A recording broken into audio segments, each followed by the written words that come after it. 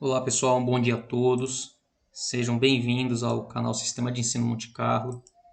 Esse canal feito para você, estudante do ensino público, para te ajudar, te auxiliar na sua vida acadêmica e estudantil, na possibilidade de resolver suas dúvidas, suas questões, seus questionamentos, que você pode colocar aí nos comentários, tá?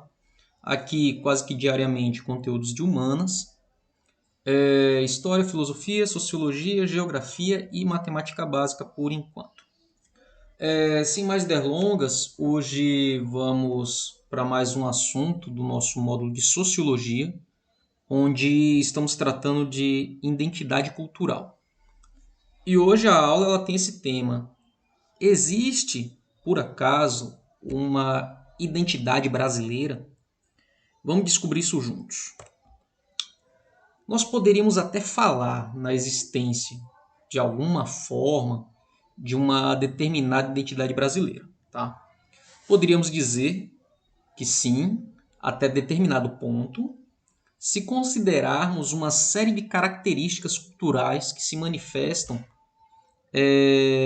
de forma presente nas manifestações da maneira popular, como por exemplo nas tradições religiosas ou nas opções esportivas. Deve-se perceber, porém, que, assim como em outros países, essas tradições são todas elas construídas ou inventadas em um determinado momento da história do país. Nós vamos pegar, por exemplo, o futebol. Ao pesquisar sobre a história do futebol no Brasil, descobriremos que ele foi trazido para o nosso país pelos ingleses entre o finalzinho do século XIX e o início do século XX. Isso estamos falando aí entre 1800 e 1900. Tá? E nessa época, tomando como exemplo a capital do país, que era o Rio de Janeiro até então, o esporte mais popular eram as regatas que elas ocorriam na Lagoa Rodrigo de Freitas. Somente com a passagem de algumas décadas é que o futebol acabou virando o esporte mais popular do Rio de Janeiro e também do Brasil. Se pensarmos em outros países, como os Estados Unidos, por exemplo, o futebol, apesar da origem inglesa, já que os ingleses colonizaram os Estados Unidos, o futebol ele não é o esporte nacional, dando lugar assim a outras categorias, como por exemplo o beisebol, o basquete. Então, observe que muito dessa identidade ela tem uma construção histórica e ela é adaptada à sua realidade. Outras identidades culturais são construídas e desconstruídas de acordo com a época histórica e de acordo com interesses políticos. Outro exemplo ocorreu na década de 30, em 1930, onde o sociólogo pernambucano Gilberto Freire formulou a ideia de que o Brasil seria um modelo de democracia racial. E esse modelo de democracia racial ele deveria ser espelhado por todo o mundo em geral, por todas as sociedades e culturas de modo geral. Onde os brancos e negros, aqui no Brasil, eles viviam harmoniosamente, inexistindo a prática do racismo. Isso segundo essa teoria construída por Gilberto Freire. A partir da década de 50, no entanto, outros sociólogos, entre os quais o paulista Florestan Fernandes e Octaviani, demonstraram através de diversas pesquisas patrocinadas pela Unesco. Olha outro interesse aqui em questão. Que a Unesco trata-se da Organização das Nações Unidas, né? Com o foco voltado para a educação, a ciência e a cultura. E eles diziam que a ideia de Freire ela não passava de um mito, sem qualquer sustentação na dura realidade vivenciada pelos afrodescendentes brasileiros. Então entendeu-se que havia-se um propósito bancado pela elite social brasileira dessa época, e Freire ele foi usado para mostrar que não havia preconceito, que não havia racismo e que não havia discriminação de raça aqui no Brasil. Tá?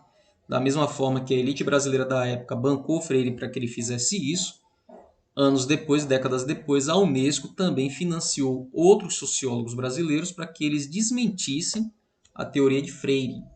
Tá? Então, observe todo o interesse político por trás dessas questões.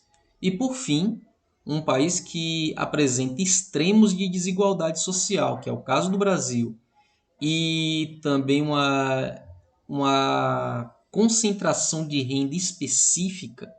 Toda a concentração de renda do Brasil ela está concentrada na mão de uma elite privilegiada, politicamente e economicamente. Dado a isso, nós não podemos falar de na existência de uma determinada identidade cultural unificada. Podemos dizer sim que existem identidades de classe social ou de grupos sociais específicos, mas uma identidade unificada não é possível por conta dessas desigualdades que existem no Brasil, essas desigualdades sociais de distribuição de renda, tá? E, por exemplo, os jovens estudantes de uma escola pública no interior do Pernambuco apresentam características bem distintas dos jovens estudantes de uma escola privada frequentada pela burguesia paulista.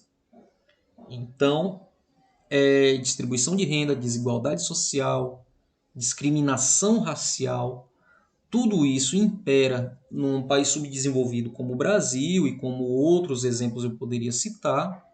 Até mesmo nos Estados Unidos não existe uma cultura, uma identidade unificada, então não seria possível esperar algo aqui no Brasil desse tipo. E eu finalizo a aula de hoje com esse duplo questionamento. Já que não existe uma identidade unificada, nós poderíamos falar em identidade juvenil semelhante nesses dois casos? E mesmo considerando o poder e a expansão cada vez maior da internet nos dias atuais, aqui eu estou dizendo que mesmo nesses dois exemplos de um ambiente escolar do interior do Pernambuco e um ambiente escolar de uma escola privada frequentada pela burguesia paulista, é possível nós termos uma identidade juvenil única, mesmo com a possibilidade, né, de democratização da internet, é possível se construir essa identidade juvenil única. Então eu finalizo a aula com esse questionamento que você pode responder aí nos comentários, e isso vai ser o gancho para a nossa próxima aula de sociologia na semana que vem, tá bom? Turma, fiquem todos bem, essa foi a nossa videoaula de hoje. Dúvidas e questionamentos deixem nos comentários e até uma próxima.